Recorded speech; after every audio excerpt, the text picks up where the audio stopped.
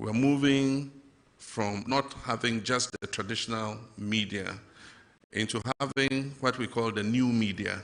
These are all the new social media instruments like TikTok, like Facebook, like X, and all of them.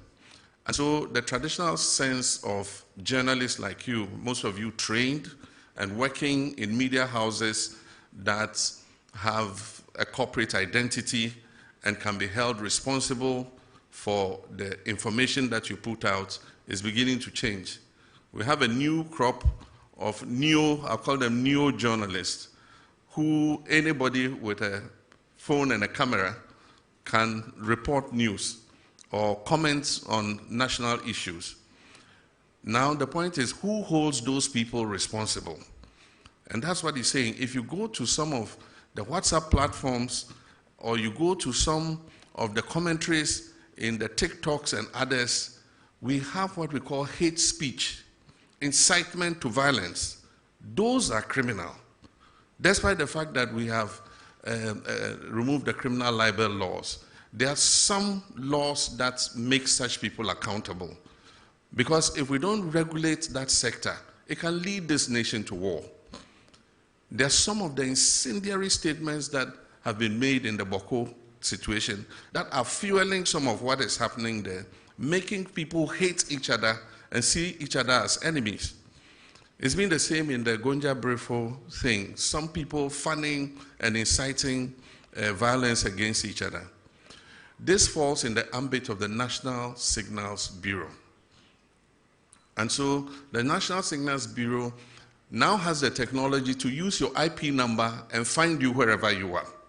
So I'm sending a signal to Ghanaians that we can find you those doing those hate speech and things. We'll use your IP number, we'll trace you. And when we trace you, we'll deal with you under the criminal code for inciting violence and disturbance of the peace. But I believe that beyond that, we must start making regulation for this new media because it's unregulated. And so anybody just takes a phone and says, oh, this plane crash, I wish that so and so had been the one in the helicopter and had died, and dwarfs have eaten him in the forest. I mean, why would you say something like that? And so we need regulation for that new emerging media. But in the meantime, the National Signals Bureau has been given the full authority to track down people who do that kind of thing and bring them to be sanctioned under the criminal code. With regards to the security in the Sola, Tuna, Kalba, and Bole districts, it was an incident over a small plot of land, like the land you put a container kiosk on. That's all. And it has led to over 30 deaths.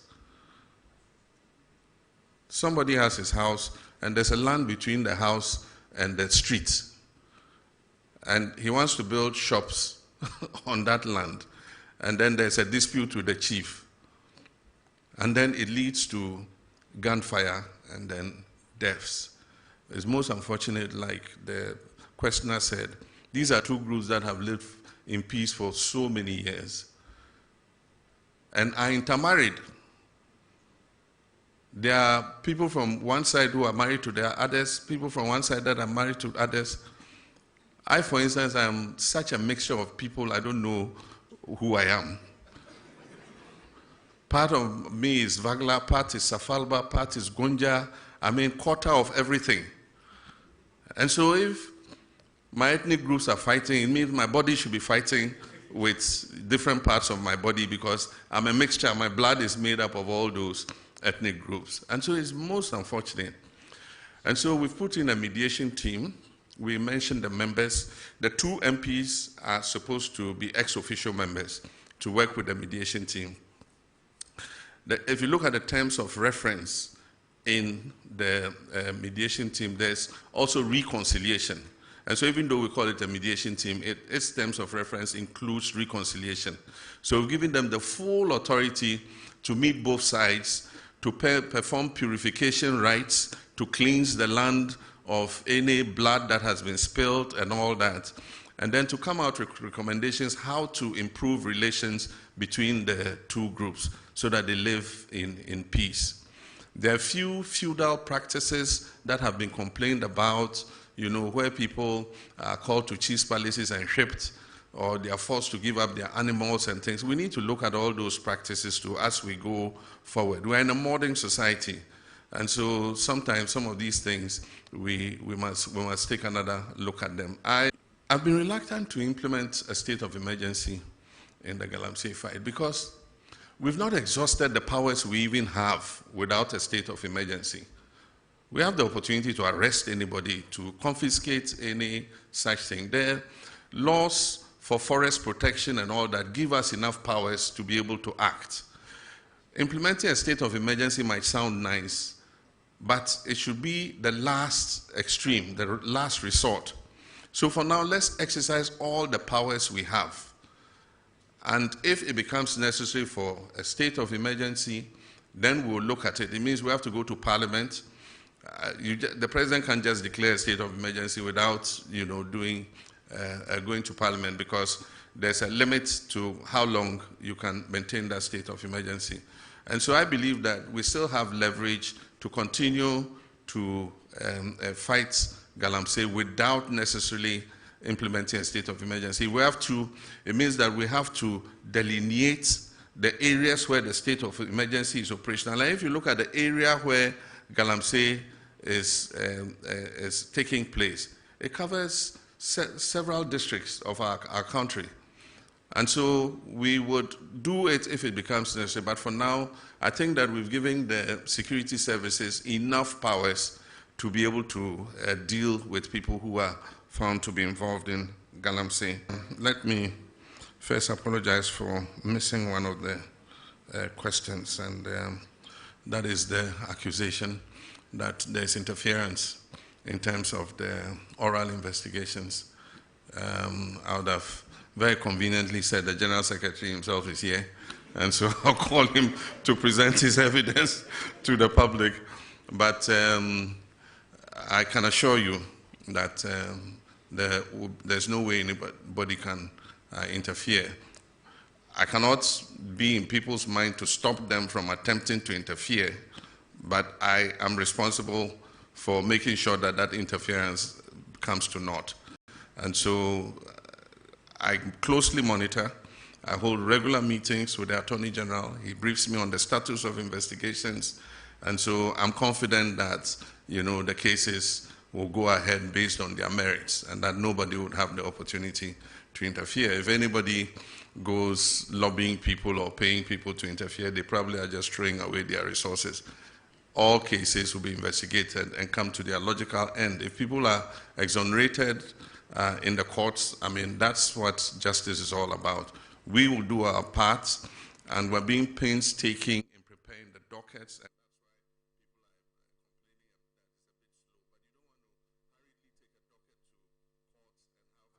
Nobody wins tariff wars. It's unfortunate that America has appended the whole world trade system. We all work towards a rules-based trading system. It took years of negotiation from Rio to Doha round and all that. And eventually, reasonable tariffs were agreed between countries.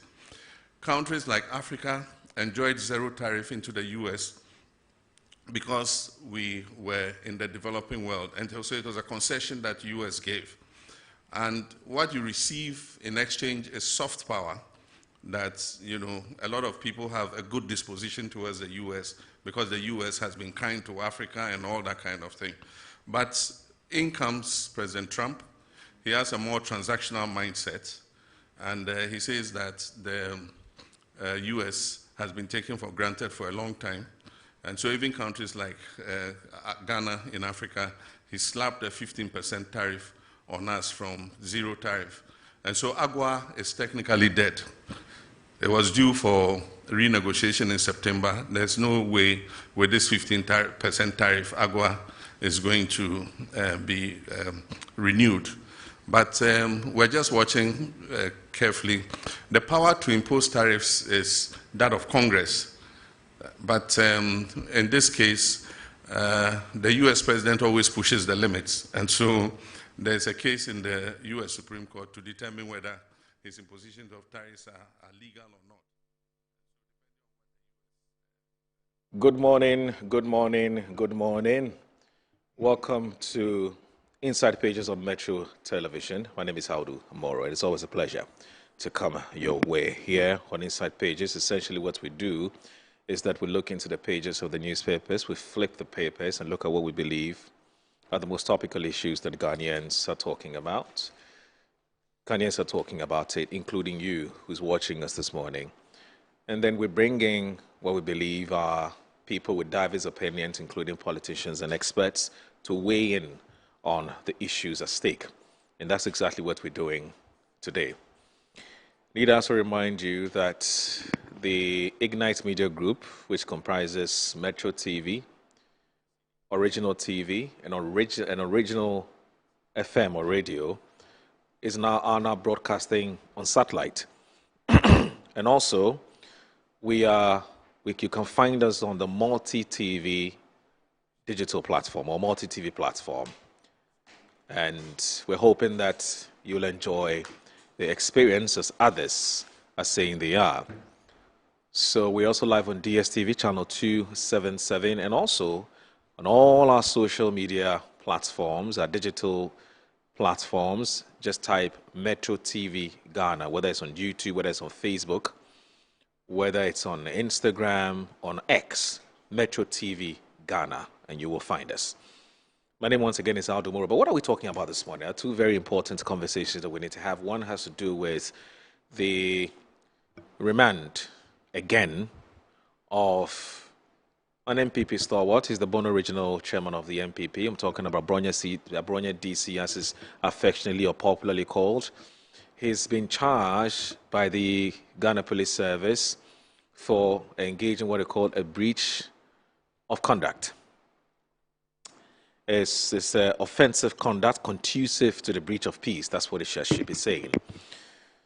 The police have remanded it for another 7 days. The MPP is very unhappy about it, and they have sworn, in fact, they've threatened that they'll hit the streets very soon to protest against what they believe is a harassment of their people, okay, by state security agencies. We'll find out whether their claims are legitimate, whether the basis for wanting to go on that demonstration is actually solid, is grounded, is legitimate, is valid. We'll be asking those questions. But this week, and also a very, very important democratic exercise was held, or was organized, and this time by the president himself, the presidency. The presidency met a session of the Ghanaian media and spoke to Ghanaians through the media. Now, President Mahama has indicated met the press upon returning to power. This is his second term as president. We say John Mahama II. And he sort of threw some light on his policy, some policy interventions, and to respond to what he believes are public concerns and agitations over a number of issues. But some people say the president, well, some people say the president did a fantastic job.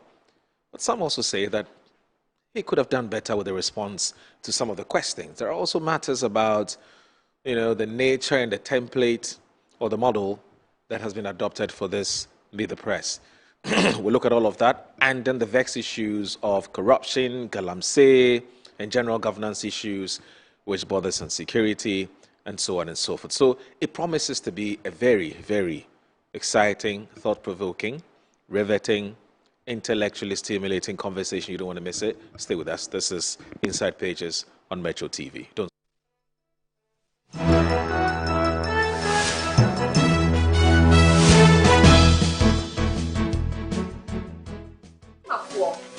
Chia winning Nara, me ding edge baby dapa, me dear sonko crane bremo. Now didn't what you anymore with you and ed depana me de bremo. And no any summer spices in here. And we will not be various flavors. Ubenya a yako, Ubenya nemchi, you do good jollof muma and we get dead. Ubenya you do quam, you do for you, hot nako pibito. Na Emma with Gianni, and yet dead. When you mean ya, young con your go put in uncle for Eka. Down with your communication, you all enjoy Uduba, that Samu spices. What in the essence no time. I think it is Samu spices in a Sabi, Daddy so say. Samu spices, Samu spices, Yama chicken. Samu spices.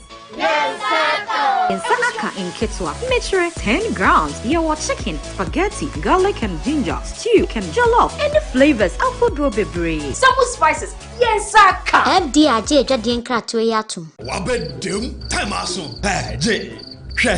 Watch it, na learning. Missy, watch and learn. Mekwaya mabesisia. Abozege. Akache say no ya konate and the more drink woman. Hey. But I didn't mean. Oh, sorry. She knew her old days. Eji. Dabio, baby wom. Ready. Hey, baby wom. Ah, Eji. I'll cause some discomfort.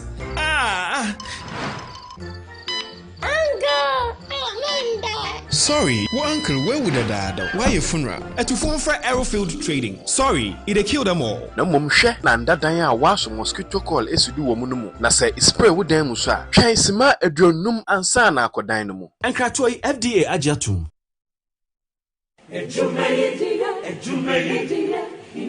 In life, choice is good, but choice plus safety is way better. Your safety and comfort is paramount. Under the cylinder recirculation model, you can buy LPG in a safe environment. All cylinders are inspected and maintained to the best safety standards, so your safety is assured. Just take your empty cylinder to the nearest exchange point and swap it for a filled cylinder. Different cylinder sizes will be available to meet your pocket size. Imagine cooking in a smoke-free environment. This will improve the health and well-being of you and your family. Choose LPG in a safer model of distribution. Cylinder recirculation model, securing your safety, creating more jobs. A message from the National Petroleum Authority under the patronage of the Ministry of Energy.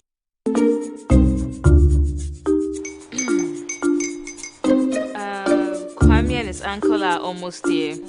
Wait a minute. This one too, your friend Kwame. Wait, Kwame. As in the same Kwame again? Yes, mommy. I'm the second coming. Into all this tension just to reintroduce that broke boy from Kaswa. Why would you deceive the family like this again? Now I understand the whole delay. Troll from Kaswa dear. Why wouldn't he be late? Or be later? Of course.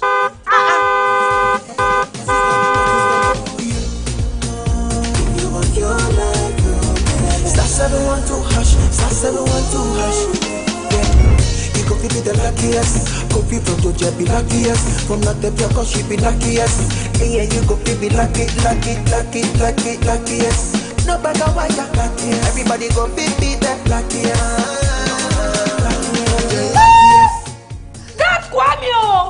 Send your God up boom. If you put it toy, so would the coming of the son of man be. Hey! Is that his car? Everywhere. Dial star 712 hash. Choose your ticket. Enter your lucky number. Follow the prompts and let destiny handle the rest. This promotion is regulated by the NLA on the Caritas platform.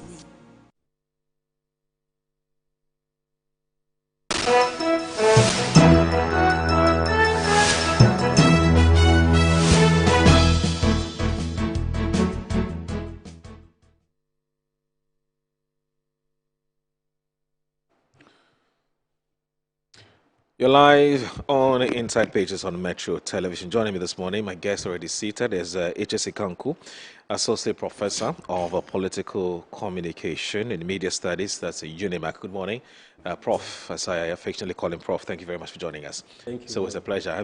We've been doing everything possible to have Prof join us in the studio. He's a very busy man, you know. Yeah. And so we're grateful. We're grateful. It looks like the whole world wants a piece of him.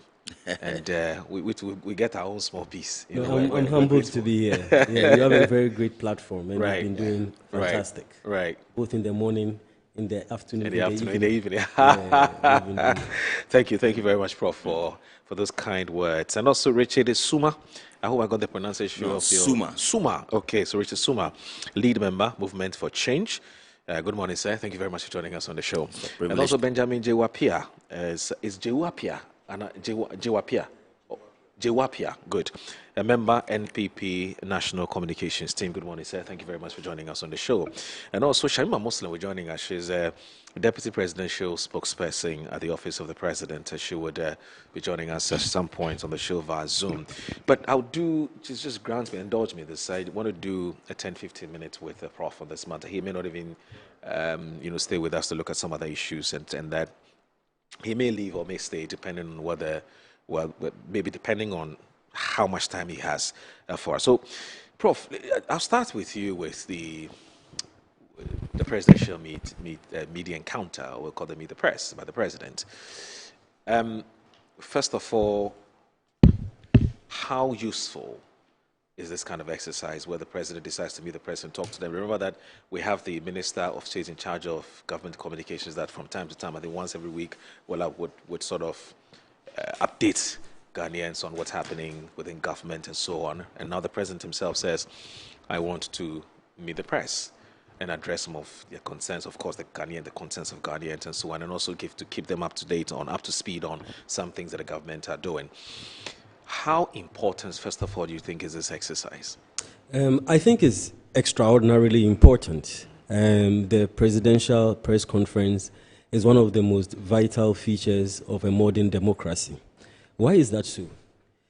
At the end of the day, in a democracy, there are just few basic fundamental principles or expectations that we want.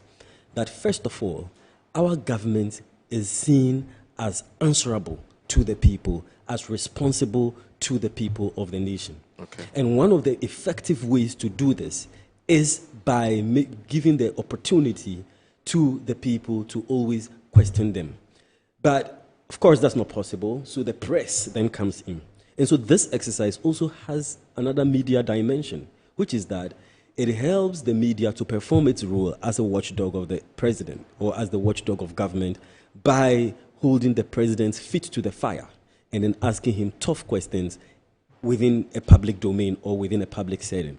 You know, what this means is that you shouldn't be having a democracy in which all we see is that things are going on, policies are being passed, and we just live it each day without getting the opportunity to question the president on what he's doing. It also affords us to see the president in action, to observe his leadership style.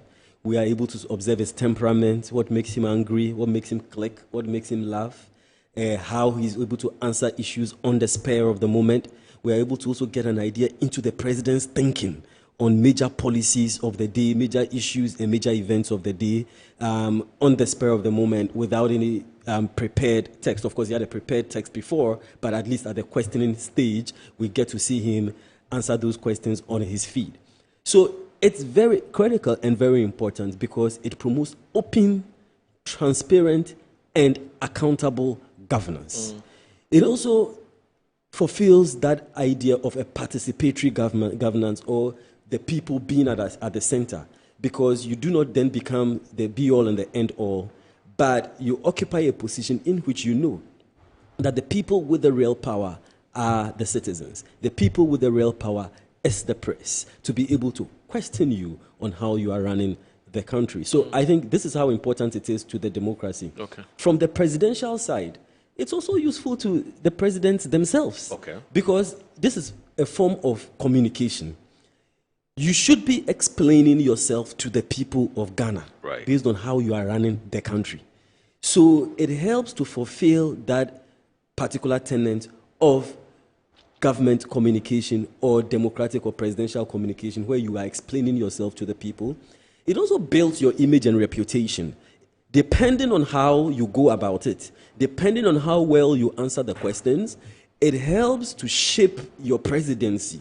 It helps to shape the image of the presidency and its reputation in a particular way based on how the questions are answered. Okay. So from the side of the president, from the side of the citizens, they get to see the president in real time. And on the side of the media as well, it gives them that opportunity to have a direct questioning of the president.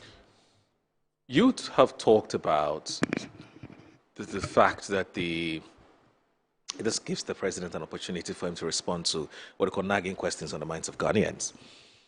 You look at what happened here, this week was on Wednesday at the presidency. The president spent close to about 30 minutes. Okay, basically updating Ghanaians on what he's done, couldn't do, what he intends to do going forward.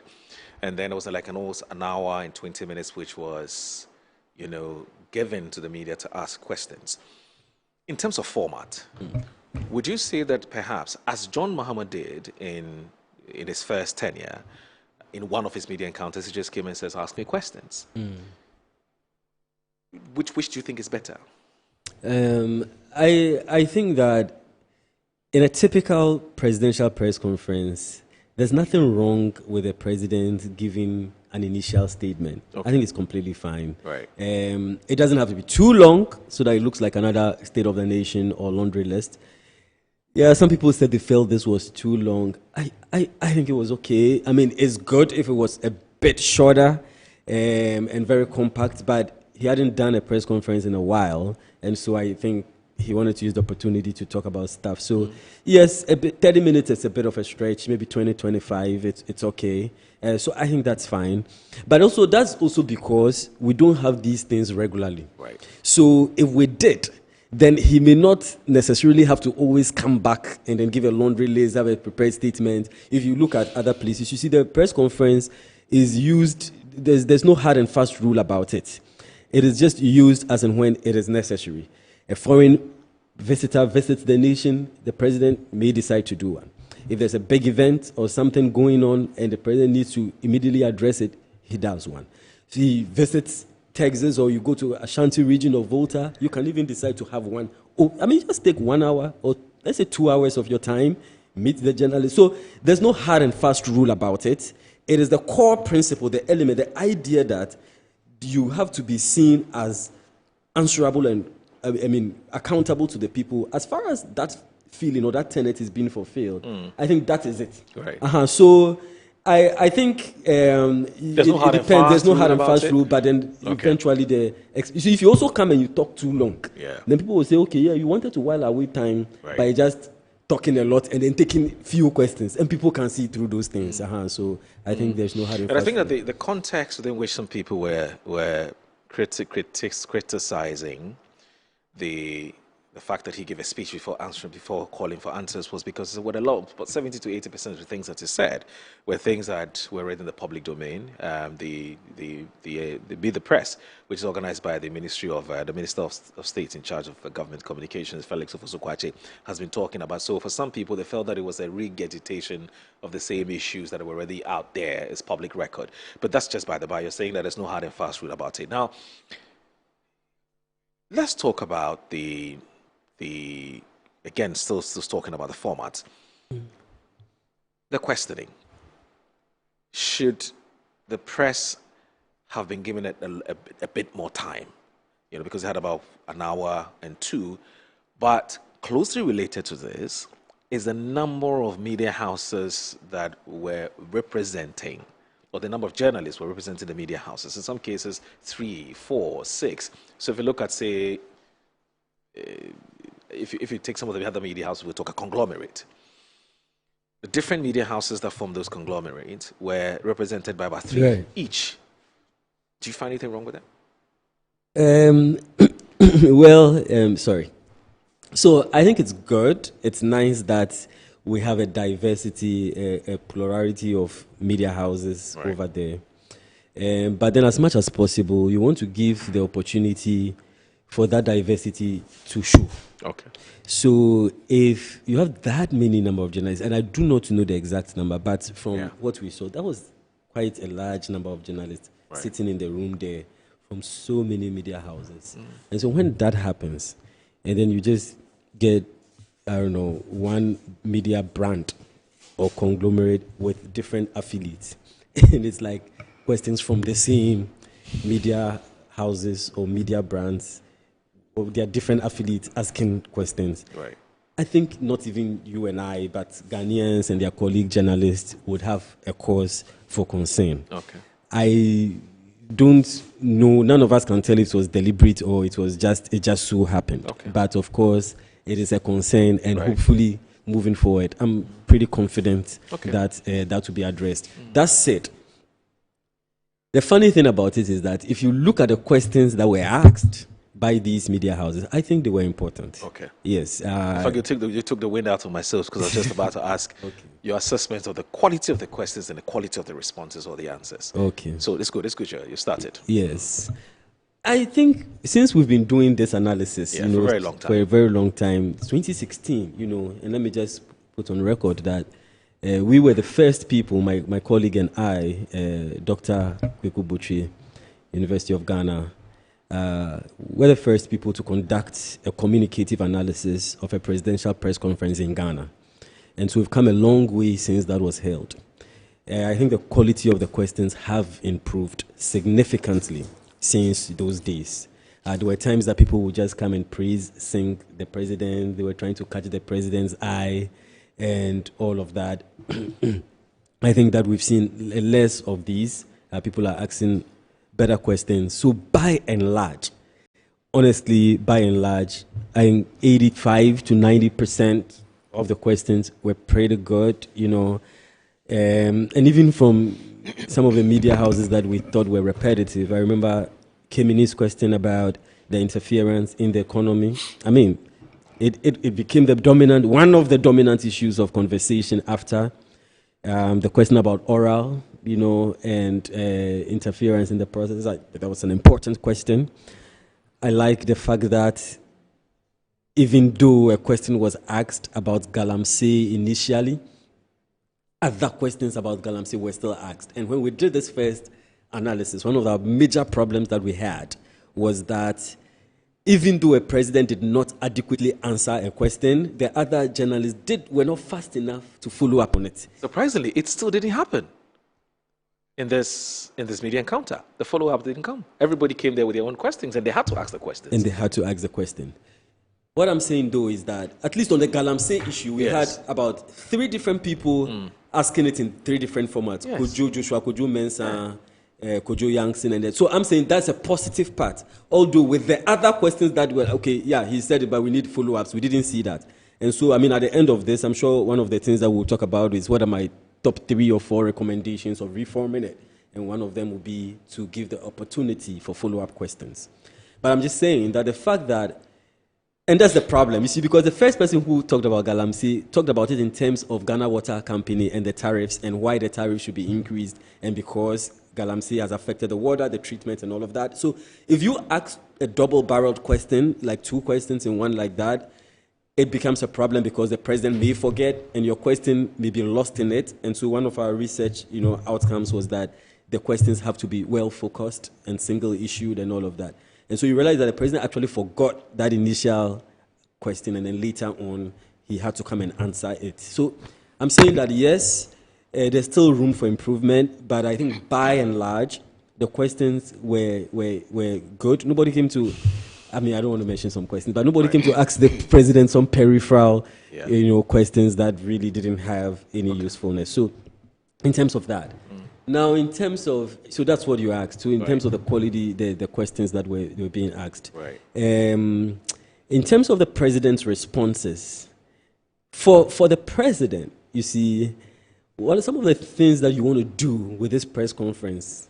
And I'm talking from presidential communication perspective, political communication perspective. You want to appear confident. You want to appear that you are in charge of the country. You want to appear that you are competent, you are controlling the narrative. You want to show your leadership qualities and your leadership skills. You also want to show the nation that you are on top of issues and addressing these issues. I think by and large, the president managed to do that. He didn't have a terrible moment. Of course, there were concerns in terms of some of the responses being lacking. There were, in fact, dissatisfaction with even some of them. I'm sure now we all know what they are because of the media discussions and all of that, the Galamsey question and all of that. So yes, there were those concerns. But I think the president was well composed. He had a very good temperament. He was calm. And this is the John Mahama that we are used to. Every president has his own style. President Akufo-Addo was a more legal, rational president, very legalistic in his approach. Some of them are very populist. There's a president who is very media and communicative centric. He's been on the news circuit. He's held communication positions in government and out of government, in the party, and all of that. So he was very confident and very well composed. I like the temper, very calm. He was not ruffled. He was not angry. In fact, he seemed very relaxed and used humor at a particular time to answer some of the questions. I think it made him very relatable in terms of his communication with the people of Ghana. And you came out of the event feeling good about our democracy, but at the same time, in terms of the substantiveness, there were some expectations for him to go a little bit more into detail. The state of emergency, people were not too impressed. The question that Bernard Avle asked in terms of being a supreme leader, I mean, yes, he answered it nicely, but he could have gone even more to assure us. Because you see, it's not a very simple thing, a very complex thing, and the propensity for that abuse is very, very high. And so it's a critical question if you look at that question in detail. And so I believe you could have gone a bit further in reassuring Ghanaians and then addressing very specific issues, because the issue of the Chief Justice was ensconced in that question and to allay fears. So you could have gone a bit further with that. So that's what I would say. All right. Let me also say that we've been joined via Zoom Shamima Muslim, who's a deputy presidential spokesperson at the presidency. Let me just welcome her once I go around the table and come back and ask her to her views on some of the responses or some of the reactions that have followed the president's press encounter. Shamima, good morning, and thank you very much for joining us on the show. Okay. All right. So once we're able to get a better connection to Shamima Muslim, we'll introduce her and then we'll go around the table. But let me come to Benjamin Jewapia. How did you see the presidential encounter? Well, Moro, I must admit that, in fact, the President of the Republic really is a communicator. He really is an experienced journalist. We all know he has a communication background. And so I was really, not really surprised about the way and manner that he handled himself. He is a professional one. He has been a president before, and he went home for 8 years and really is back. I think they've really learned from the first time that he was the president, when he really did the first media encounter. There were speculations and some allegations that some of these journalists in his first time when he was president were scripted. I would want to say that the first one that we've encountered this week really, I would say, was flexible. Some of the questions were a little bit tough. He stood on his ground and he actually, answered it. On other proponents, I would also want to say that he was like-minded on other key issues, especially regarding, in the areas of Galamsey and other things, which I'm sure that we will definitely delve into. But I think he was really like-minded on some of those things, and he should have really, perhaps shown the Ghanaian people that he was really on top of issues, and that area is not a comic zone. So, I would say it was really good. Like what Prof said, some of the follow-up questions should have really followed up quickly, so that the average Ghanaian would have understood the whole concept of the media encounter.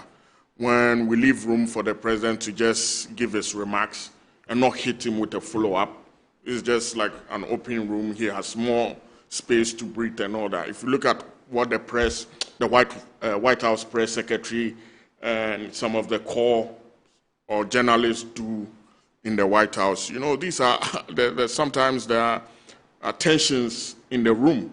And if you have tough president like Donald Trump, sometimes what comes out of it. So I think the media, the journalists or media really tried, but they gave the president enough room. There are so many issues, especially bordering on security, that I wanted follow-up on that. The president got a breathing space on that one. There are questions that he avoided. For instance, on the issue of Kwabena Duboah's case, he really avoided it. We wanted more to it because from the way the Attorney General started the case, he rushed to the media, and all of a sudden the whole narrative has really changed. That there seems not to be much evidence coming from the Attorney General and all that.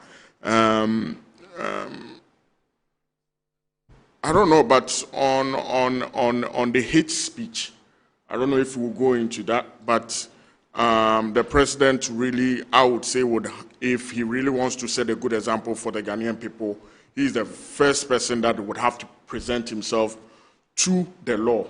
Because when he was in opposition, he really made a lot of hate speech. And via social media, we've really gone back memory lane where the former president had registered his displeasure that the current president, who was then the flag bearer or the opposition leader, had made some, insightful comment about the Achim people, referring to them as Sakawa people. And I really wanted some of the journalists to raise some of these questions, especially when it touched on hate speech. On the same hate speech that the president is talking about, that some people are going to be arrested, I think it's a funny one, because he really rode on that aspect of the Ghanaian public to come back to power. There have been so many people who really said a lot of hateful things and hate the previous government for him to come back. So for the likes of Kevin Taylor and all those people, if he really wants to set a good example, some of these people would have to be properly advised, or would have to be subject to the law, so that we see if the president is talk and do.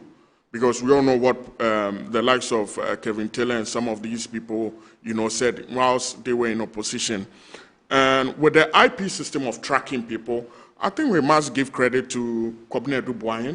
He was the former Signal Bureau chief. He really brought that system. He really designed it. Very intelligent man. I think he's in the same court for some of these machines that the president is really saying that they are going to use in tracking those people that that will be found on using some of these hateful speech and all that. The IP system was brought by Kwabena Dubois, and he's in court and all of that. I think we have to give credit for to somebody like that who really has enormous experience when it comes to security and cyber tracking and all that.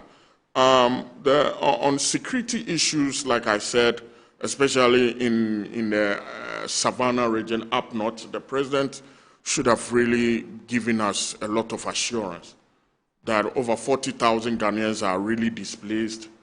For the first time in our history, they are rushing to Cote d'Ivoire, our neighboring countries. If you look down memory lane, war and other, war-torn countries rather rush to Ghana.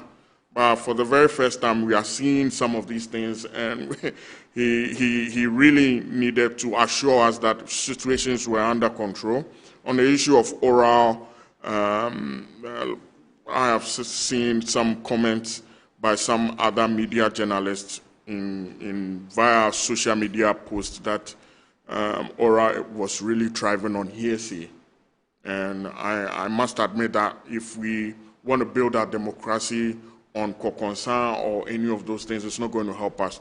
I am aware that the issue surrounding Kwabena Dubois is really thriving on hearsay and not really on fact, and that is why the Attorney General perhaps in recent weeks has been bashed for rushing to the media for a media trial, and then just recently when they went to court, we've seen something else, So I really wanted the president to touch on some of these things, and I think, like you are saying, when we really go into the issues, we would have to touch more on that. I would want your platform to be a courtroom today where I'll tender in some exhibits. So, I mean, if time permits us, we'll go in there as well. Yes, I saw the exhibits, but I didn't know they were meant for the show. Yeah. I thought, in fact, at some point I was going to ask you whether you're a lawyer, whether you are you're preparing to go to court next week. Even though the courts are on vacation, but that's fine. That's an interesting one. Yeah. So Richard, what do you watch? Did you watch it on TV, or you listen to it on radio, or you watch it online? How did you consume the information? Or you watched how do you call it? A rebroadcast of it. How did you watch it, and what are your thoughts? Well, first of all, I would like to say a very good morning to all our cherished viewers this morning, and to Prof. and my other senior brother and yourself. It's a privilege to share this platform with all of them this morning. Okay. I sincerely watched it because it was broadcasted that the president will be communicating to the country. So I didn't watch it in its entirety, but at least I paid much attention to it. Right. So I am privy to most of the things that he communicated to us. On that note, I would like to extend warm regards to Alan Kojo this morning. Many people ask that they have not been hearing of Alan. Is he still around? Is he still in a political space? What is happening around? He is hale and healthy. He is preparing himself. He's transitioning from the movement into a fully fledged political party, and not in the too distant future, he will start addressing the country and contributing to the national conversation as a matter of importance. So, yes, I will want to side with Prof. and continue from that tangent to suggest that it is very important that the president communicates to the citizenry. And you, the president, you have become the first among equal, the primus inter pares, as far as the Ghanaian citizenry are concerned. And it's also very often important that a president is supposed to chart a path and galvanize the people to follow in order to be able to address our major concerns and major needs as a country. Because it looks like since we overthrew Kwame Nkrumah, Ghana, we've always been moving in circles. We don't really have a clear-cut direction that this is where we want to focus on. This is what we want to capitalize on. This is what we really want to be noted for. That when they are talking about global economy, global production, global participation in the economic circle ecosystem, we can proudly say that we are a major exporter of this, we are a major producer of this, we are self-sufficient in this, we are self-dependent in this. But it looks like everything is wishy-washy and ad hoc at every given point in time. So it is incumbent upon the president to constantly communicate to us where the direction of this country is heading. And because he is coming with some policy proposals, we, the citizens, want to know, we want to be updated, we want to be abreast with the policy direction when we executed it, how far we have come, and what is the end game. Then there are other petty issues that confront us as a country. It is not only just about Galamsey issues, it's not just only about aura, it's not only just about social media, it's not just about some of these things that seems to be much more important to us as a country. We wake up every day and people are getting accidents which is uncalled for. We wake up every day, people are pouring acid on individuals, which is uncalled for. We wake up every day and we hear certain things that are happening to little kids in this country, children in this country, and it looks like nobody cares about those issues. And we expect the president of a republic of this country to constantly be contributing and speaking to the little minute things that are happening in this country. Because there are so many things that are happening, if the president not speak to it, we consider those ones to be less important. That is why in some jurisdiction, even if a little child falls into a well, you will see the president talk about it and what we can do to avert it and prevent it from happening again. In other jurisdictions, even if little school children misbehave and do certain things, the president talks about it in order to put all of it into checks and balance. So now, if you listen to the president and all that he said, we cannot take away from him that he's a good orator, he's a good communicator. He carried everybody along. If you see his body language, his demeanor and everything, you realize that it was more participatory, more involving, and he tried to at least speak to some of the issues that were brought to his fore. But then at the end of the day, you realize that there were some that he wasn't really forthcoming and clearly explaining to us what his position or the position of government is. Now, some questions were put to him in regards to the Galamsey, the money that the gold board is churning out, that they have been able to raise 6 billion out of gold export. And the gold that has been exported by the gold board has even exceeded the gold export of those major gold companies. The question that still is begging for an answer is that the gold that the gold board is buying, and are they giving us any data to suggest that the gold that we have bought, we'll be able to buy from 1,000 legitimately operating small-scale miners? And then again, we just support that again, those who are grievously involved in the Galamsey, destroying the water body, destroying the forest, and with impunity. The question is that the gold that this category of people are producing, where are those golds? Are they part of the gold board purchases, or these ones, they are still being smuggled out of the country? We need to have a clear-cut answer to that. But we realize that he couldn't give us any specific answer. So we are still calling on the government to let us understand. You see, when it happened in Sierra Leone, you know, at some point we tagged the blood diamond. We tagged some of the diamonds as blood diamond because once it's coming from this jurisdiction, it is not going to be accepted on the international market. So we should be told where the illegal miners, their gold, where it is actually going. And then again, he also tried to answer on the issue of oral. And you see, NDC came to power on one of their major flagship campaign program was Operation Recover or Loot.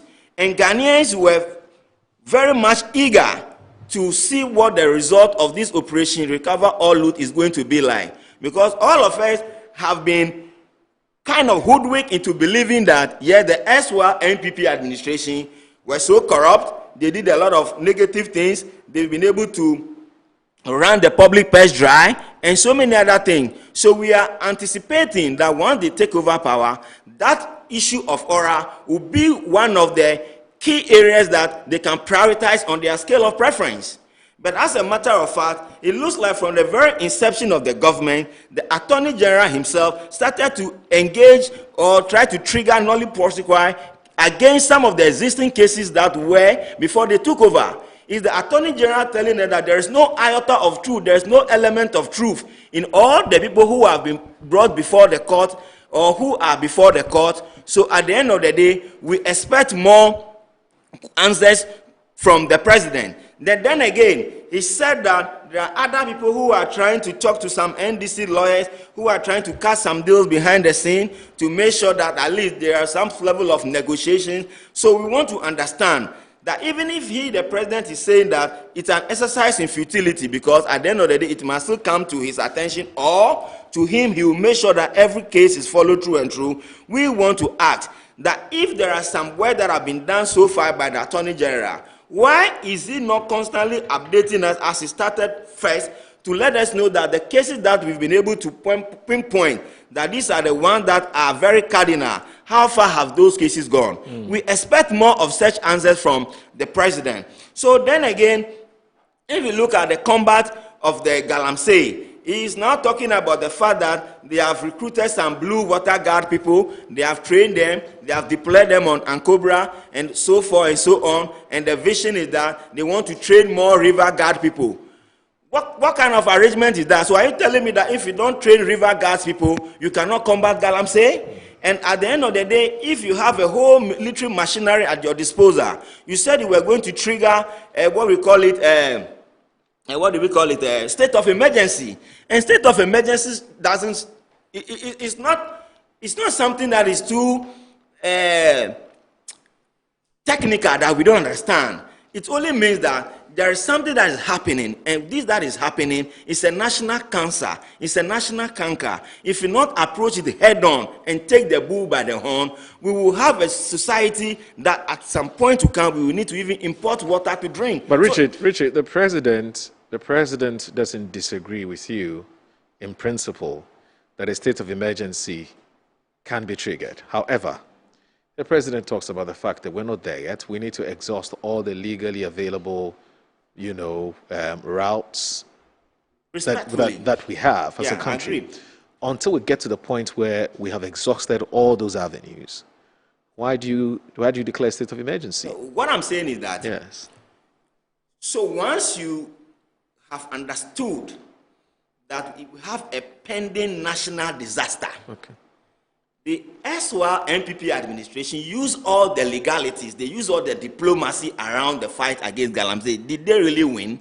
They didn't win, they lost it. All right. So we need a more radical approach to combating the Galamsey. Right. So if you are telling me that we have not gotten there yet, then are you, because Erastus made a case the last time that before NPP left office, River and Cobra, the terminity level was around 19,000 something.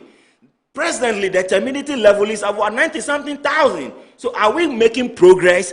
And how do we measure the fight against Galamsey? We can only measure it when the terminity level of the water is going down. All right. When we are able to recover most of the land and we have been able to regrade or refill all those land, okay, then we can measure and say that we are making progress. Okay. So if the president is saying that we should wait, we have not gotten there yet, okay, then that means that they are not prepared to put in that sort of alacrity, the eagerness to solve the problem. Okay. We are not seeing it. All right. I'll do this. I'll take a short break, but before then, let me introduce the Deputy Presidential Spokesperson, Shamima Muslim, who's joined us via Zoom. Shamima, good morning. Thank you very much for joining us on the show. Hello, Shamima Muslim, please unmute so that we can hear you. Hello, Shamima, can you hear me? Okay. It looks like we have a bit of a challenge with the Zoom connection to Shamima Muslim. We'll take a short break. When we come back, hopefully we'll sort that out.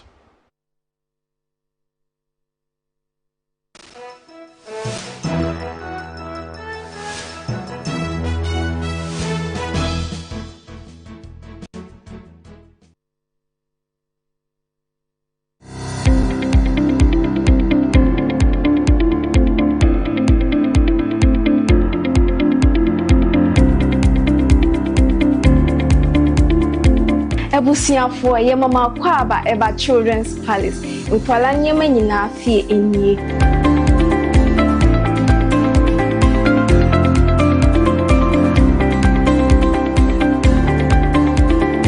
Yonkwala ntade emani mema nyina ntare nyina wase. Yonkwala shoes, yonkwala duane, yonkwala wipes, yonkwala diapers, yonkwala toys, baby coat. In fact, the bibia opama omanyina obenye biwa ase.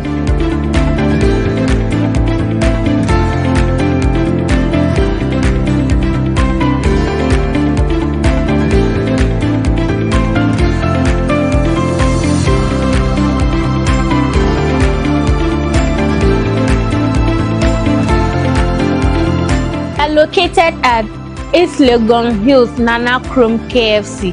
Contact us on 059 6377 172. Children's Palace. Happy children, happy fashion. See you soon. Bye bye.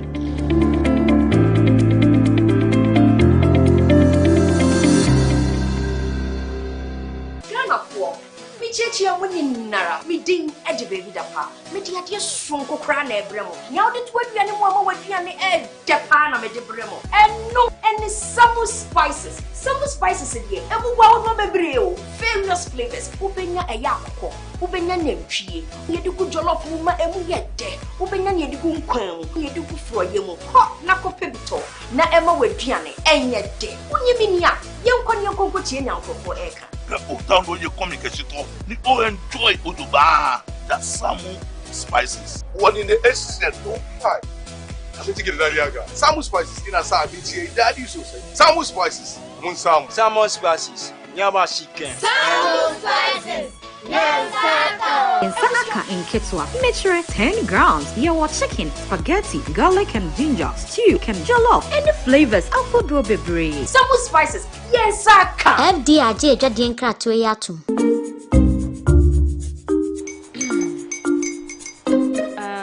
Kwame and his uncle are almost here. Wait a minute. This one too, your friend Kwame. Wait, Kwame.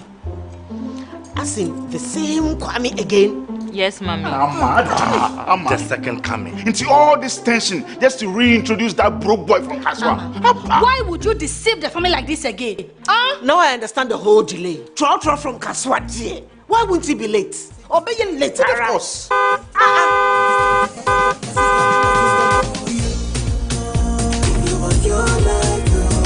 Star 712 hash, star 712 hash. Yeah, you go feel the luckiest. Copy from Georgia be luckiest. From not the cause she be luckiest. Yeah, you go feel be luckiest. No bugger why you luckiest. Everybody go be the luckiest.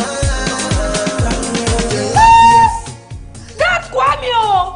Send your God apple boom. If you put it at so would the coming of the Son of Man be. Is that his car? Dial star 712 hash. Choose your ticket. Enter your lucky number. Follow the prompt and let destiny handle the rest. This promotion is regulated by the NLA on the Caritas platform. You've seen nothing yet. This Big Brother Naija Season 10. It's 10 times the drama, 10 times the rivalry, and 10 times the game. This is certified. No zero, no minus. Big Brother Naija Season 10. Showing 24/7 on DSTV and on GoTV. Gold sponsor, Guinness.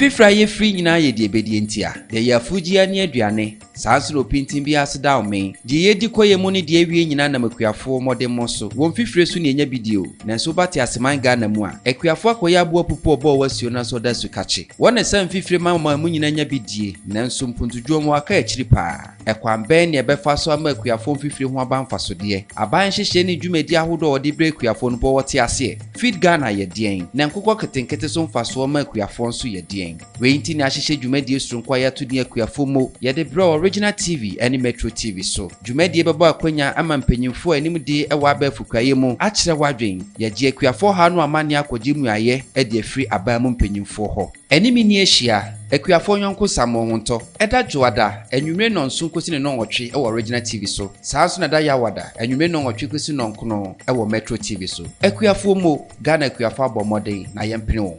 Equiafumo is sponsored by ACAP Compost. ACAP Compost comes in 3 varieties. ACAP Compost, ACAP Compost X, ACAP Compost Plus.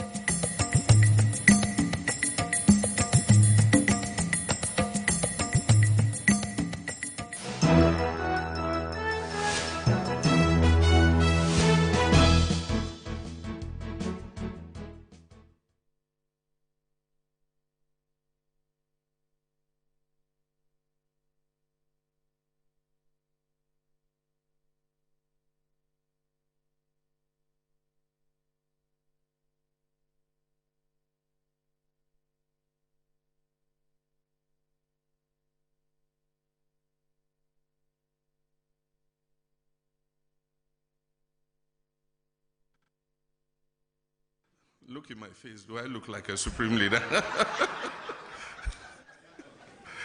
And that is to paraphrase Prof. Star Atta Mills. Do I look like a cat hunter? Do I look like a supreme leader? I'm a Democrat true and true. And even when we attained 2/3 of parliament, I said that we're not going to use it to ride roughshod over the minority, and that we're going to give opportunity for democracy to flourish. And so we don't intend to use our 2/3 majority to steamroll our democracy. We believe that even though the people of Ghana gave us that overwhelming majority, it wasn't meant to turn Ghana. You're still watching Inside Pages on a Metro Television. Now, the show is also live on 94.1 FM. Let me say that Shamima Muslim has joined us now. Thankfully, we now have a better connection to her. We've been struggling, Shamima. Indeed. And I know why you don't always want me to do this online thing. Yeah. But I have a very tight date today. So immediately I'm done, I'm heading out to an event. So Forgive me, DJ Mo. It's perfectly understandable. It's perfectly understandable, Shabima. But we've been, conversing around the issue about the president's media encounter. As you do know, the opinions have been diverse depending on where you stand, and sometimes your political, how do you call it, standing and so on and so forth. But I'll ask you this. You've been monitoring the media. You've been gauging feedback since the presidential encounter. What are your thoughts? People impressed? People think the president could have done better? I mean, generally, what have you been picking up? I mean, there's always room for improvement. So, good morning once again to your in-studio guests. And before I answer your question, let me just say hi to Richard. I caught a bit of his comments, and I think the curious one that hit me was when Richard said that we were hoodwinked, that they were hoodwinked into believing that there was a lot of corruption under the previous administration. I think even Richard recognizes that it couldn't have been a hoodwink because the evidence of corruption was telling, and the Ghanaians themselves were witnesses to the levels of corruption that we hadn't ever seen before. I think it's good feedback to tell us that the Attorney General needs to speed up the process, but I keep saying that unless you become the focus of an investigation, you don't appreciate due process. Whatever the Attorney General is doing is towards ensuring that he brings briefs that are watertight before the court and to ensure that we get the outcomes that we all are looking for.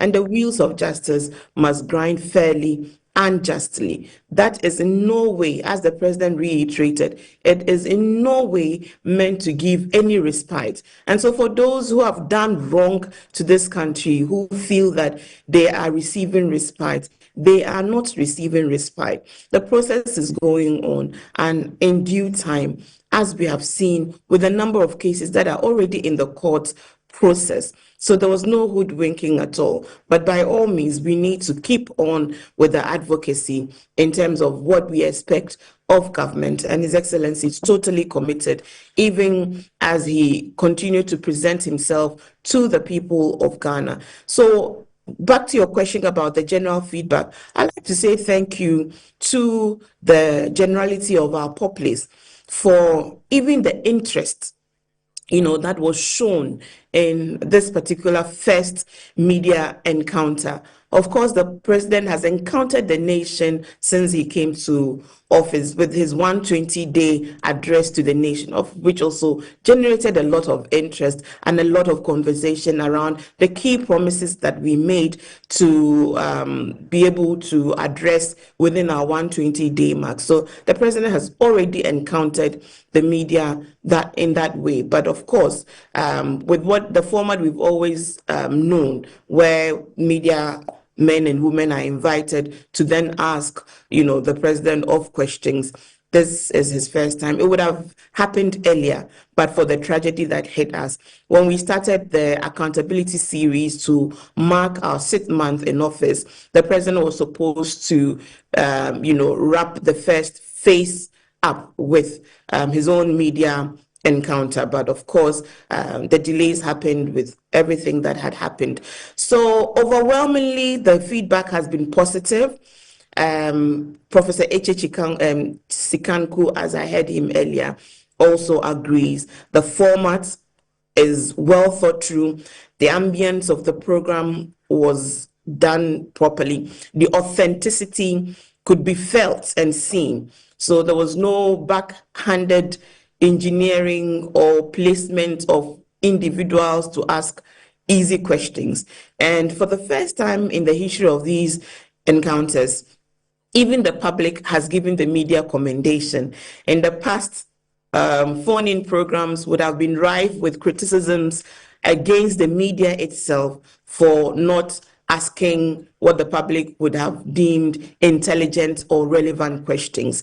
Every question that was asked yesterday of the 31 or so questions by 20, I think roughly were able to take about 25 journalists, and the diversity of the representation, the regional inclusion, of journalists from across the regions was also novel and commendable. So we'll look at how we get in more questions, because that's one of the things that I've heard, that perhaps the president can shorten his main speech and remarks and then leave some more time to take more questions. But, these events are as structural as they are symbolic, even more symbolic, because obviously a 2-hour, a 3-hour, a 4-hour program would not be enough to go through every single question that will be in the heart of every journalist in this country who is representing the voices and the issues of the general public. So it's a symbolic event to show that democracy needs actions. And when we speak of good governance, we are not expected to just speak it. We must show good governance in practice. One of this good governance principle is accountability. In fact, accountability sits as our second pillar in our Resetting Ghana manifesto, which is for jobs, for accountability, and for shared prosperity. And because His Excellency has been consistent in this regard, everybody, would say that he did spectacularly well in the way that he handled the questions. He's been doing it for a long time. Through the period of His Excellency, the late President Evans Atta Mills, through when he himself became president, he continued, even whilst in opposition, he continued to set, the standard for democratic accountability by making himself available to the media, even after the media had over 8 years. No, I think it's for the 7 years of the previous administration, the media had been insistent in the calls of a return to these annual encounters, but it fell on deaf ears. So sometimes you don't know what you have until you lose it.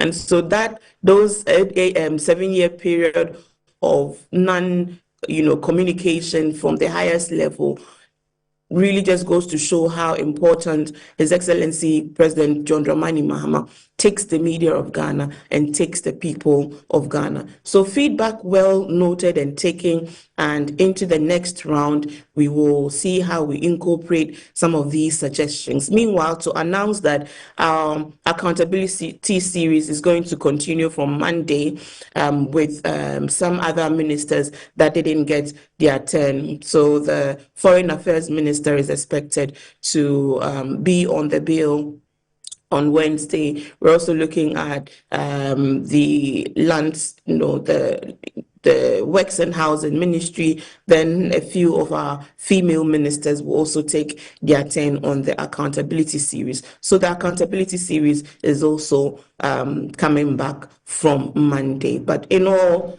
a very well organized event, and would like to give commendations to the key team leaders, the Minister of Government Communications, Honorable Felix Kwachio-Fosu, Deputy Chief of Staff Stan Dobe, who led the team to put this together, and to all of you, the media, for your cooperation and your participation. And sorry we couldn't pay Solly, as you know, it is what it is. We are resetting Ghana and building Ghana together. Oh, good.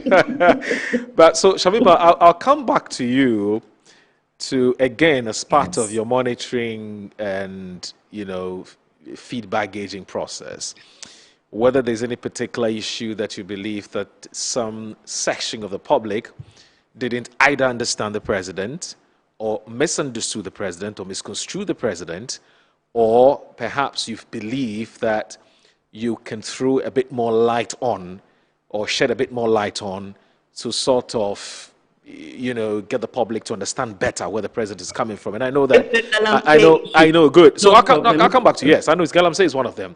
And then again, perhaps the issue about oral.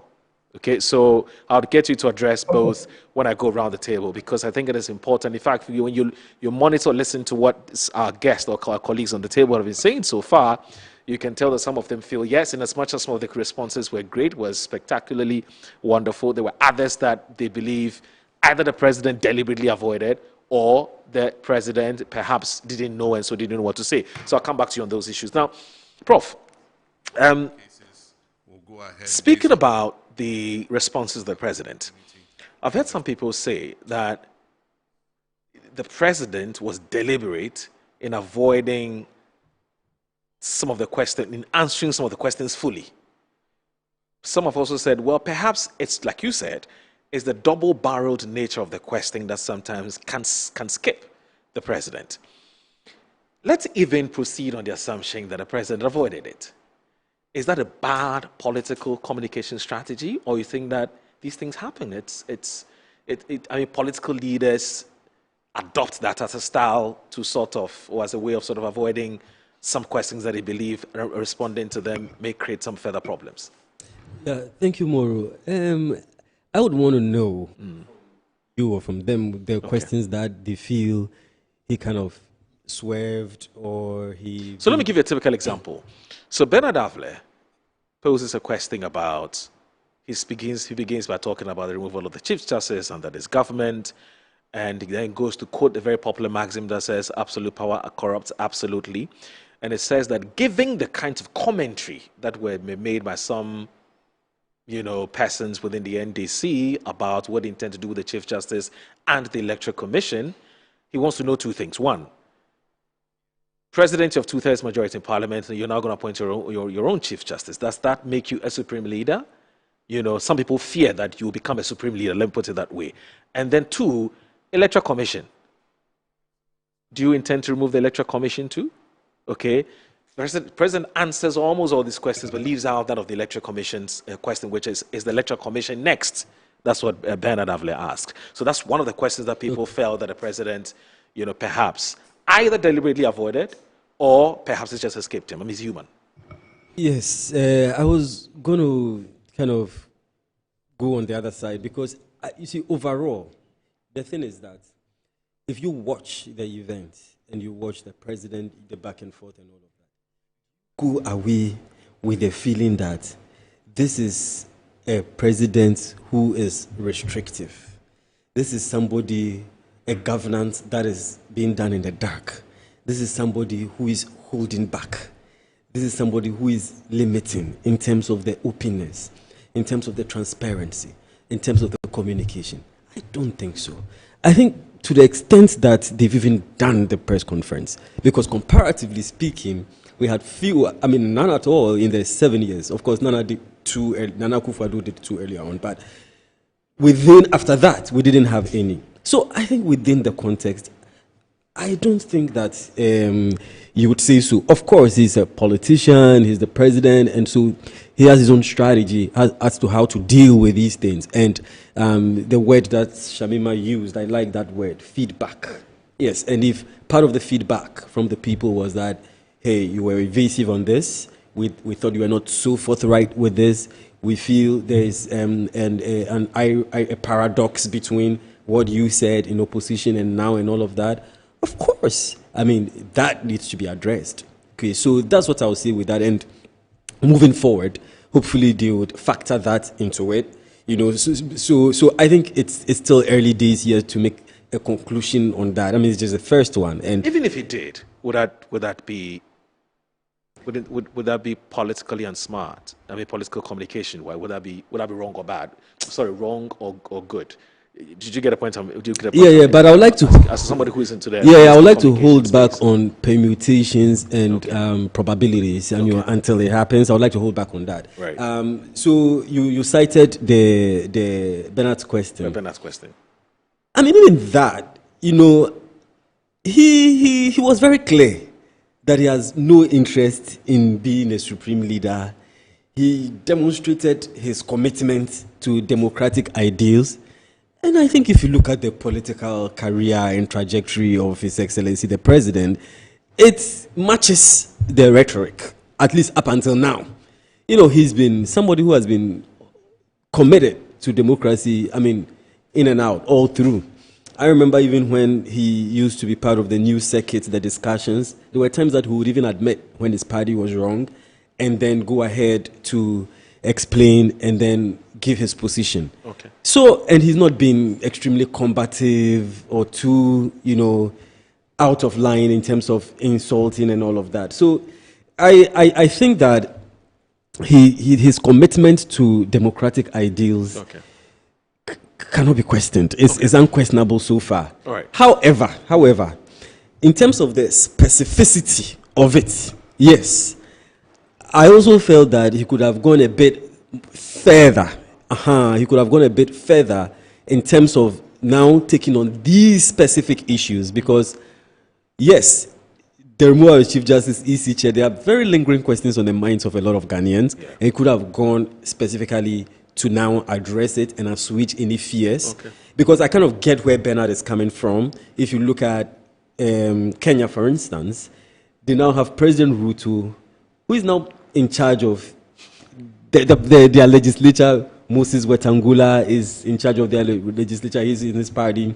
Raila Odinga, the long-held opposition party who can instigate demonstrations, within the snap of a finger. And he did do one in the early days of Ruto. He's now in the camp of Ruto himself. And so there's no functional opposition. Of course, you have Rigathi Gachagua and the other people coming in, but it's not as much as it could have been. Right. And now he's just tabled a motion to their legislature that they should increase the term of the president and municipal executives and other functions of, government officials from, I believe, 5 to 7. He's also tabled another motion for the creation of a prime ministerial position, even though there is a deputy president.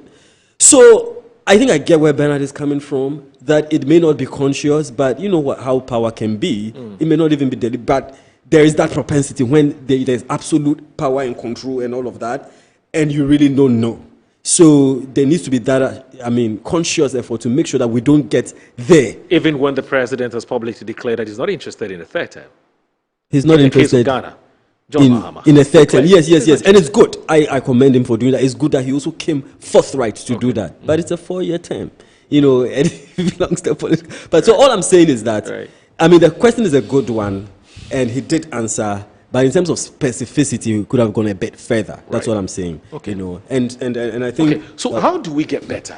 How do we improve? Because you have to take leave of us so that I can come back to my other guest. But how do we get better going forward? Because I'm not sure this is going to be the first and the last a media encounter Shamima has said under John Mahama's tenure, under John Mahama's administration. How do we get better? What are your recommendations? Thank you very much, Moro. And I'll just give some top 3 or 4 reforms that we could make to the presidential press conference as a tool of governance or as a governance mechanism. I think I'll give those reforms. First of all, in terms of the geographical representation and diversity, yes, we've come a long way since the previous one. So we did have, it was beautiful to see those questions from Central Region, from the upper part of the country and all of that. There were questions from somebody from Bolga, I believe, and all of that's awesome. But I think more of it can be done to bring in the other 16 regions. It would be nice to have a press conference where the selection process is even based on a numerical system of representation from the 16 regions. That would then enable us to get a lot more local content in, because as they say in politics, all politics is local. Right. So I think a further expansion and deepening of the geographical diversity will go a long way to help. Now, in terms of the regularity of the press conference, I think that is something that can be done. We can increase the regularity. And I do know that, yes, not a lot of it, or we have none at all in the latter years of President Kufuor, but I'm just moving forward. Yes, in terms of setting up a very a progressive democracy. It will be really nice to have a lot more of these held, maybe every quarter, regularly, so that a lot more questions can be taken and gotten in, so that we also don't have to waste 4 hours feeling like we should rush every question in 4 hours if it's held just once a year or fewer than that. So in terms of the regularity. Now, in terms of the opportunity for follow-ups, that's another another reform that we can bring.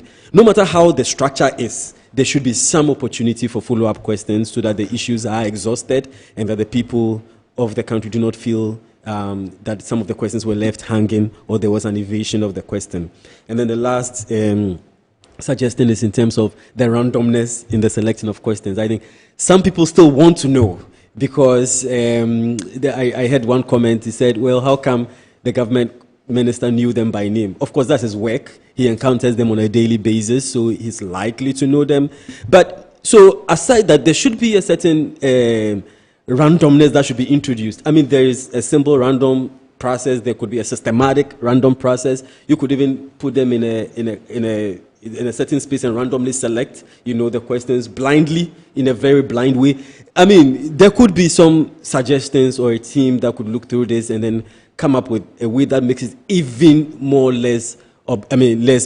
seem less biased. Okay. I think the more we shift towards that, the more people would even feel this is more authentic and it's even more original and less choreographed or less rehearsed. And we will be doing this nation a lot of good in terms of using the presidential press conferences or the media encounters as a very useful tool for governance, as a very useful for democratic enhancement, and as a very useful tool for citizen participation in our democratic process. All right, Prof, thank you very much for joining us. H.S. Ikonko is Associate Professor of Political Communication and Media Studies, UNIMAC. Thank you very much for joining us this morning. He has other engagements to attend to, so he can't be with us till 10. We have about 25 minutes. We'll take a short break. When we come back, Shamima, I'll come back to you on the question I asked, and then I'll come back to this. I'm not even sure we can do the second topic because our time is not our best friend now, but we'll see how best we can squeeze the second topic, and even if it's just for a few minutes, into the scheme of things. So please stay with us.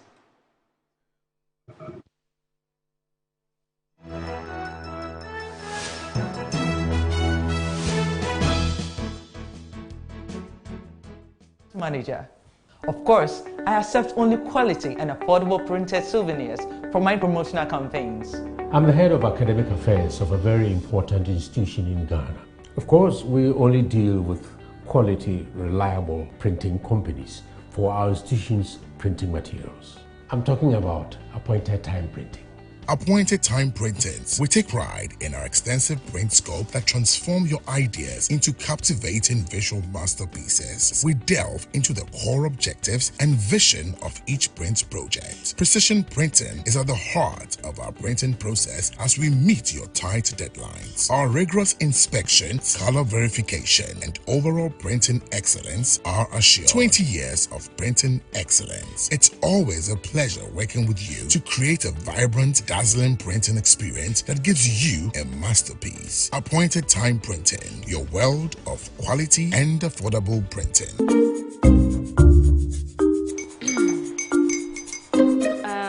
Kwame and his uncle are almost here. Wait a minute. This one too, your friend Kwame. Wait, Kwame.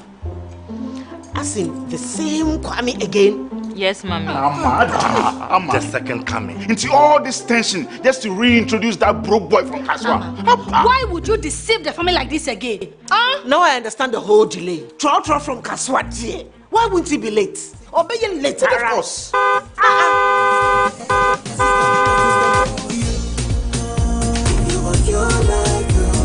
Star 712 hash, star 712 hash. Go be the luckiest. Go be from Georgia, be luckiest. From not the cause she be luckiest. Yeah, you go be luckiest. No matter why you're lucky. Everybody go be the luckiest. That's Kwame. Send your God up boom. If you put it toy, so would the coming of the son of man be. Is that his car? Dial star 712 hash. Choose your ticket. Enter your lucky number. Follow the prompt and let destiny handle the rest. This promotion is regulated by the NLA on the Caritas platform.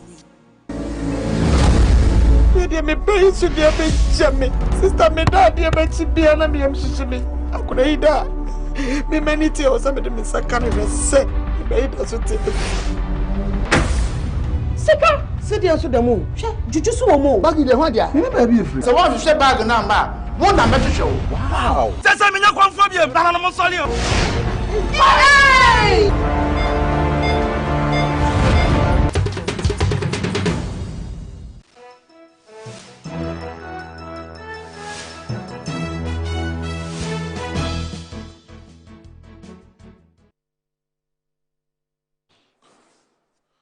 You're watching Inside Pages on Metro Television. My name is Audu Moro, and we're having a conversation about the President's media encounter. And my guests have weighed in on that. And unfortunately, we will not be able to exhaust it because, as you always know, time will never be our best friend. But I'll get Shamima to wrap up on a few things, and then we can come back and talk about the Bono Regional Chairman, Abronya DC, and the MPP's complaints that they have been harassed by state investigative or state security agencies, and that they intend to stage a massive, massive protest so that the whole world know this is what they have been subjected to under this government. So, Shamima, I want to wrap up with you nicely on the presidential media encounter, because a lot of things have been said, but there's still a few things that I believe you'd want to basically throw, like I said, shed a bit more light on. So let's start with Galamsey, for instance. I mean, Manasseh Zuri, the likes of Suleiman Ibrahima, are of the opinion that, well, generally the president did well, but they've not been convinced, based on the president's responses to Galamsey, the Kojo Yangsin question, and so on, that he really, really knows the times.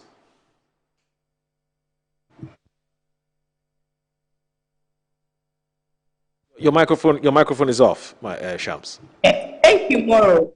A quick one before I go into that.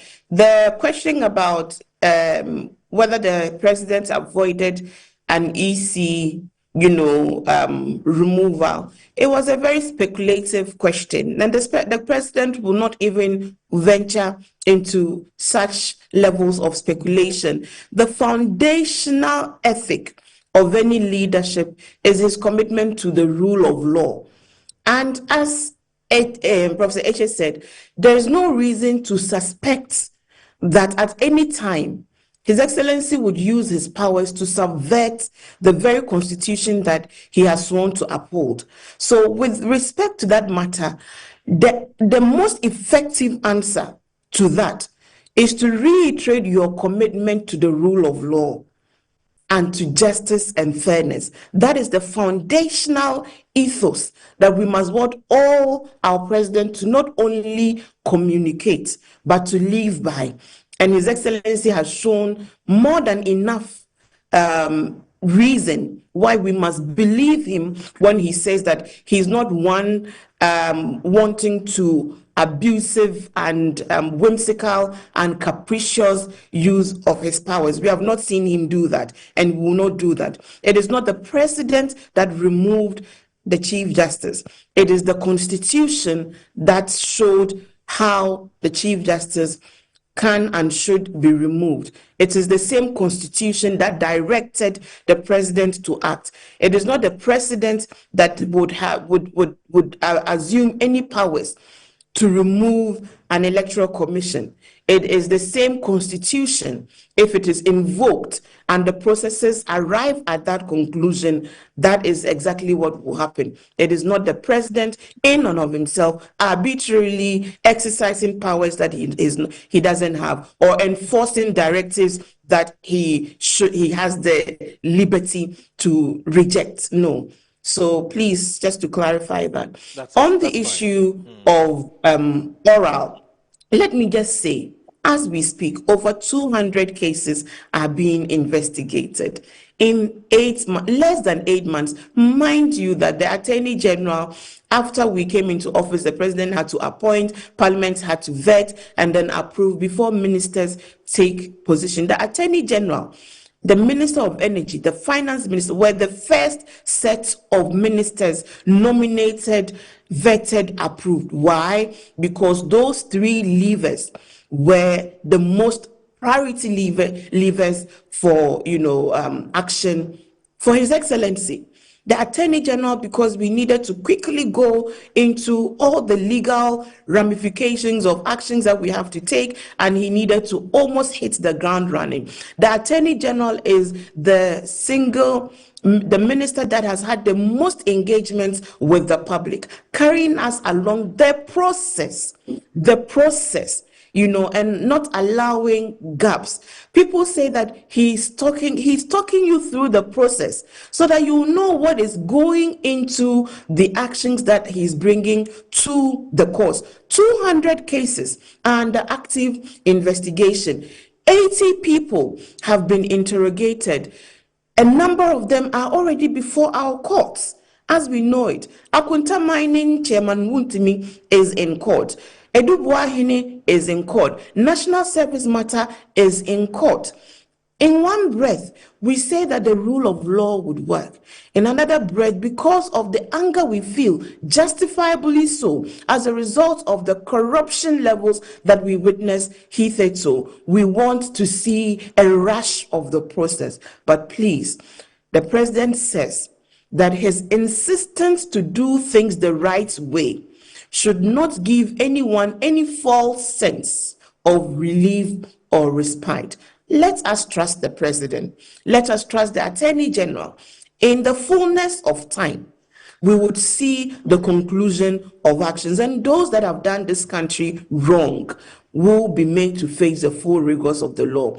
The president was also quick to add that he is not in the minds of his appointees or any member of his government or any member of the NDC. What he knows, however, is that any incursions taken by any member of his government to subvert justice in favor of those who need to answer questions and pay for their wrongs against these nations, all those efforts will come to naught.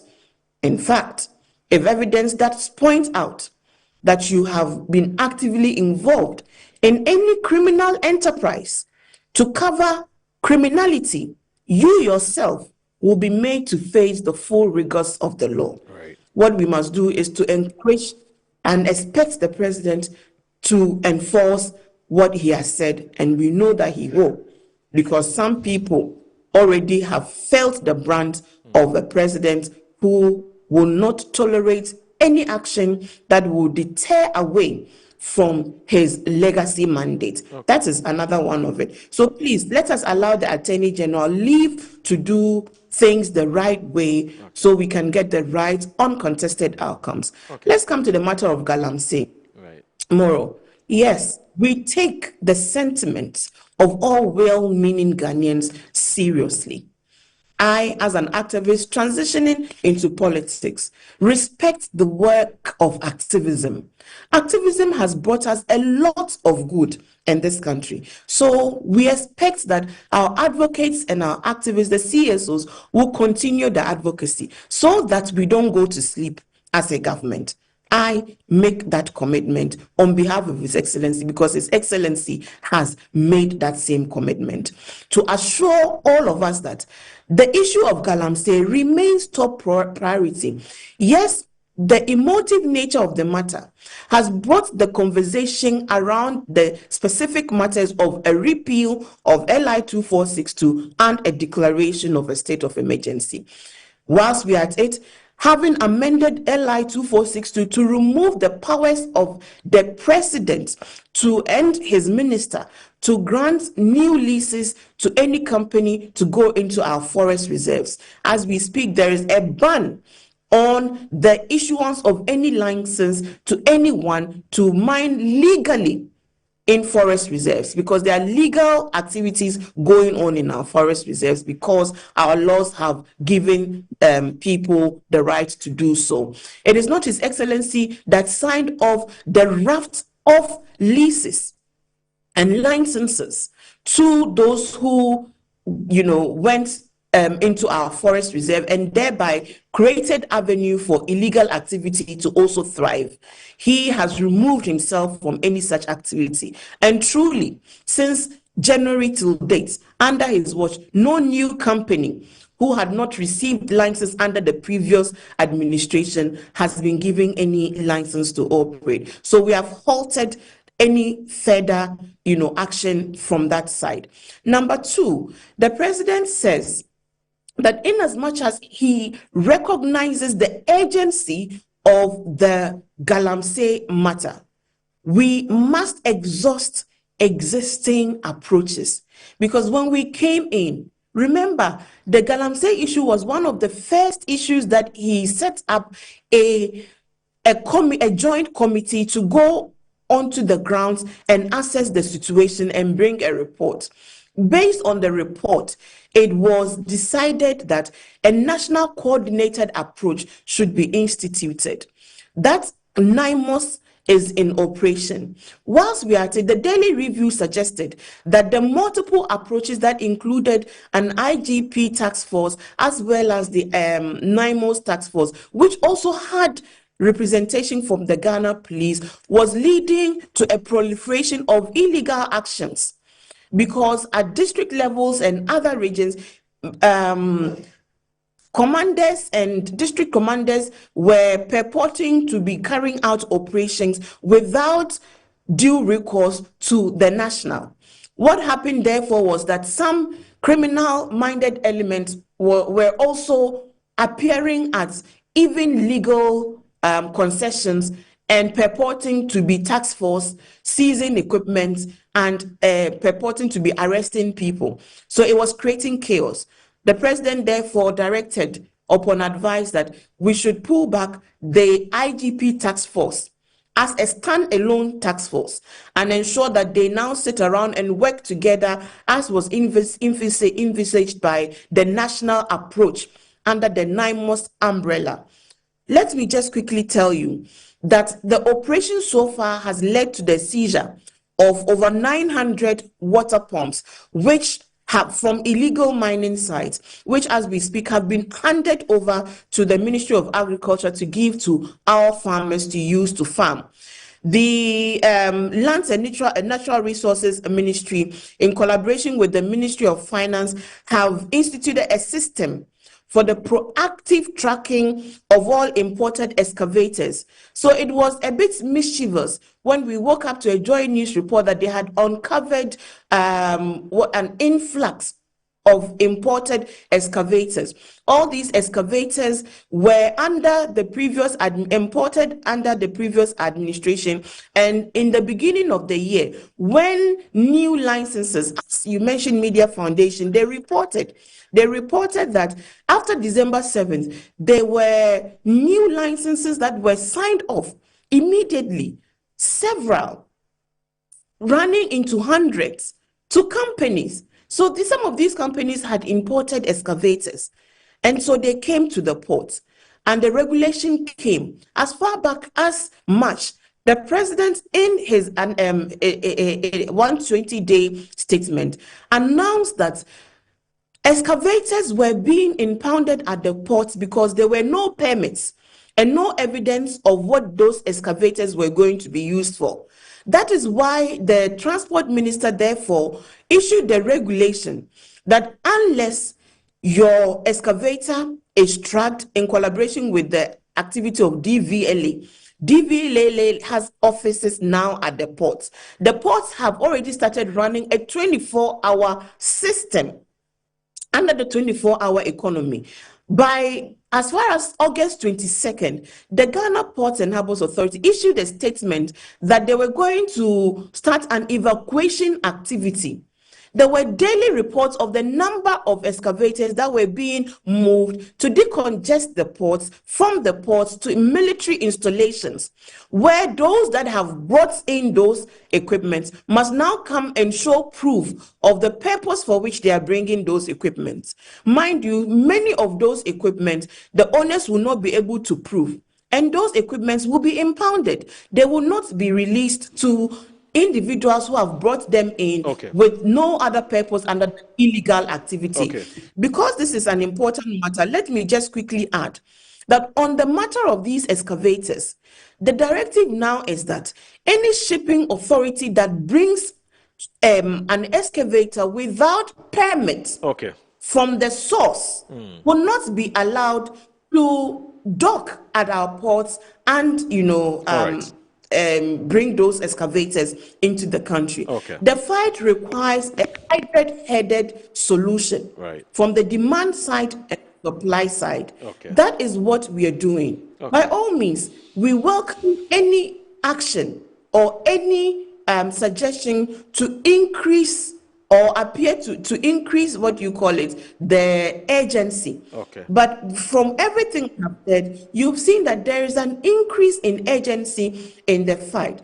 When we reach the point, and we don't hope to reach there, where the conditions and the complicities that existed previously rear their head today. Okay. Mind you, Moro, it is the same Attorney General that is investigating members of the NDC who have been accused to have engaged in illegal task force activity. Okay. It is this government that is investigating its two own members. All right. There is commitment, non-complicity at the highest level. Okay. The conditions of complicity that existed then does not exist today. So I plead with Ghanaians. Right. If there's in any way we are communicating that is offending some of our well-intentioned citizens, we apologize for that. Okay. But we want to assure you that the president's eye is on the ball. Okay. And we will deal with this transparently in an accountable matter. Okay. Do bear with us. We have not run away at all from our own expectation of strict accountability. Okay. By all means, hold us to same standards as yesterday. Wonderful. Shamima, I want to thank you so very much. You have other engagements to attend to, so I'll let you go. In any case of just 5 minutes to end the show, I'll thank you so very much for throwing some more light, or for shedding some more light on what the president has said with regards to corruption, cum oral, and also the fight against Galamsey. Thank you, and have a good day. Thank you so very much. All right, so I'll come for having me. Right. I'll come back in-house. And again, I would need to say that we need to apologize to the public. We're so sorry. We can't tackle the other issue with Abronya DC and the MPP's concerns that they have been targeted by state investigative bodies and security agencies and so on. They're being persecuted. We can't look at that. We'll look at that next week because it's actually an ongoing development. And so next week, and hopefully when we're still alive and kicking, we'll be here to look at that.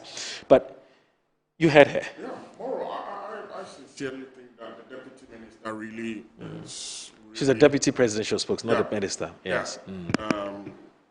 Honorable Shamima is getting a lot of things wrong. Okay.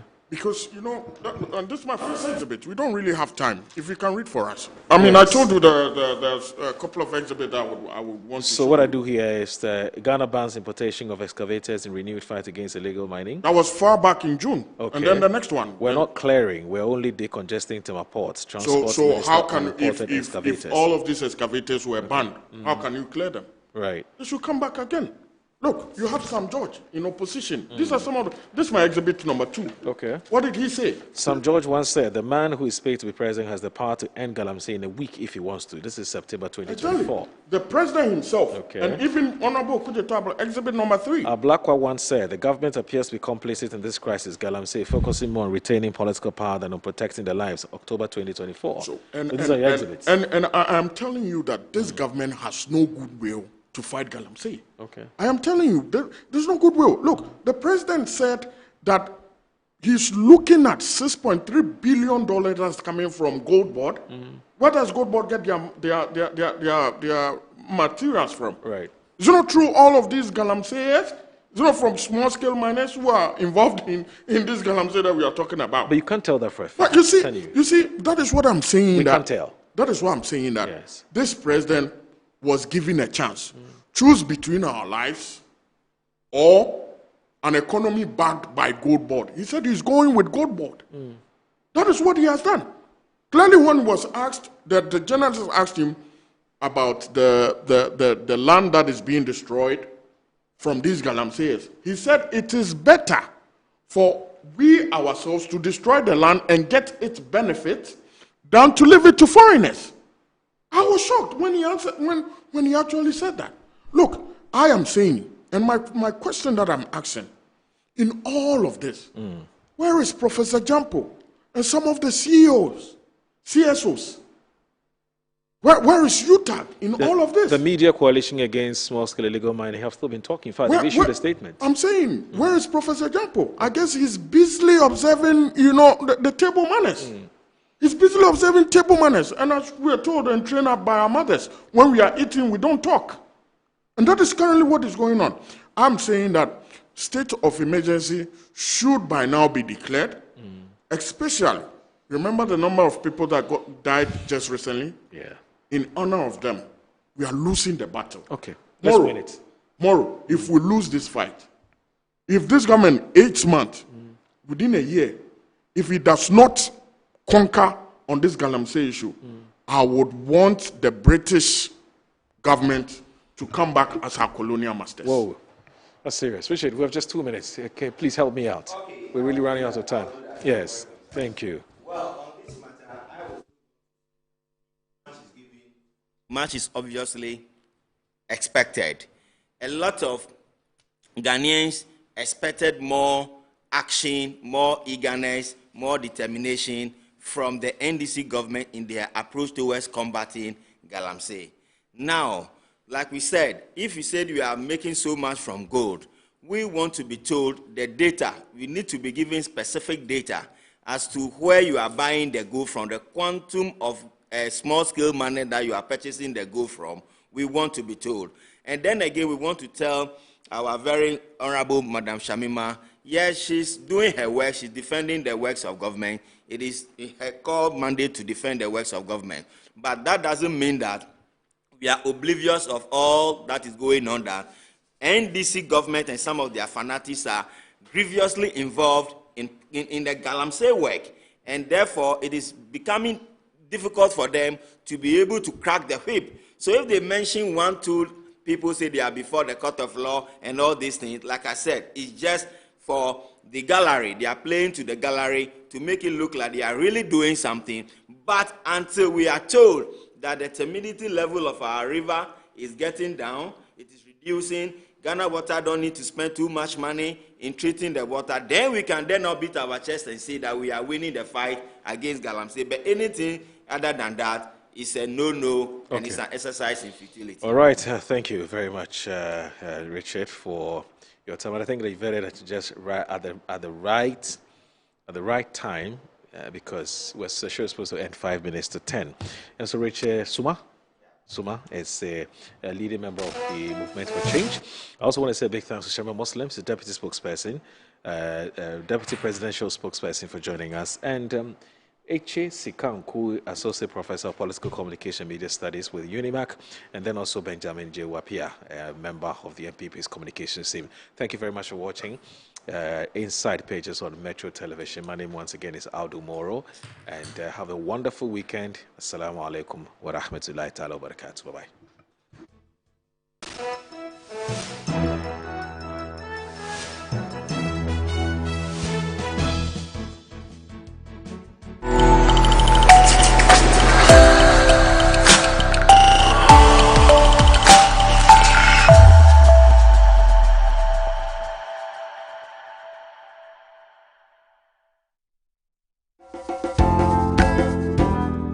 Join us this week on the PL Show as we dive into an insightful conversation with Novisi, Sokpa, and Don. So you moved to Senegal? Yes, I did. Like